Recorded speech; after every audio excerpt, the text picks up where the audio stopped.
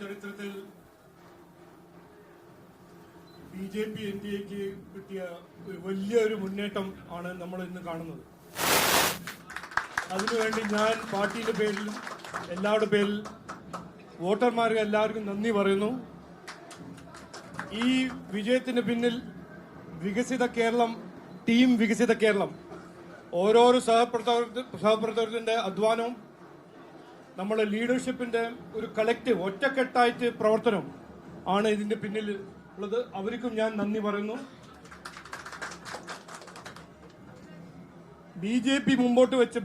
NDA മുമ്പോട്ട് വെച്ച വികസിത കേരളം ജനങ്ങൾ സ്വീകരിച്ചു.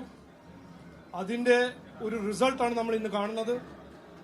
തിരുവനന്തപുരം കോർപ്പറേഷൻ, മുനിസിപ്പാലിറ്റീസ്, എത്രയോ ഗ്രാമപഞ്ചായത്ത് മുനിസിപ്പാലിറ്റീസിൽ നമ്മളുടെ ഒരു മുന്നേറ്റം, നമ്മളുടെ ഒരു ചാട്ടം, ഈ റിസൾട്ട് നമ്മളെല്ലാവരും കാണുന്നുണ്ട്.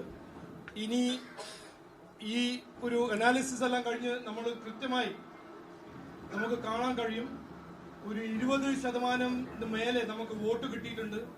എത്രയോ ഗ്രാമപഞ്ചായത്തും ലോക്കൽ ബോഡിയിൽ നമ്മൾ ഒപ്പോസിഷനും അല്ലെങ്കിൽ നമ്മൾ ഭരിക്കുന്ന ഒരു സ്ഥിതിയിലാണ് ബി.ജെ.പി. എൻ.ഡി.എ എന്ന് ജനങ്ങൾ തീരുമാനിച്ചു. അപ്പോൾ ഇത് വികസിത കേരളം, വികസനം എന്ന കാഴ്ചപ്പാട് മുമ്പോട്ട് വെച്ച ബി.ജെ.പി. എൻ.ഡി.എ ജനങ്ങൾ സ്വീകരിക്കുന്നു. അതാണ് ഇതിന്റെ ഏറ്റവും പ്രധാനപ്പെട്ട ഒരു മെസ്സേജ്. പിന്നെ രണ്ടാമതൊരു പൊളിറ്റിക്കൽ മെസ്സേജ്, രാഷ്ട്രീയ മെസ്സേജ്. ആർക്കൊരു സംശയമില്ല, LDF ഭരിച്ച 10 കൊല്ലം ഭരിച്ച LDFന്റെ പരാജയമാണെന്ന്. അവരുടെ അഴിമതി, അവര് ശബരിമലയെ ചെയ്ത ദ്രോഹം, അവരെ എത്രയോ അനാസ്ഥയും കുറ്റകരമായ അനാസ്ഥയും അവരുടെ കഴിവില്ലായ്മയും, അതിന്റെ ഒരു മറുപടിയാണ് ഇന്ന് ജനങ്ങൾ തന്നിരിക്കുന്നത്.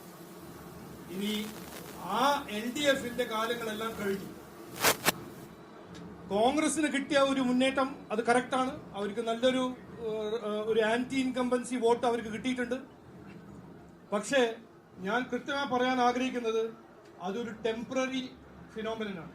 ഇനി വരാൻ പോകുന്ന അസംബ്ലി ഇലക്ഷനിൽ ആരാണ് വികസനം ചെയ്യാൻ പോകുന്നത്, ആരാണ് ജനങ്ങൾക്ക് വേണ്ടി പ്രവർത്തിക്കാൻ പോകുന്നത്, അത് ജനങ്ങൾ തീരുമാനിക്കും.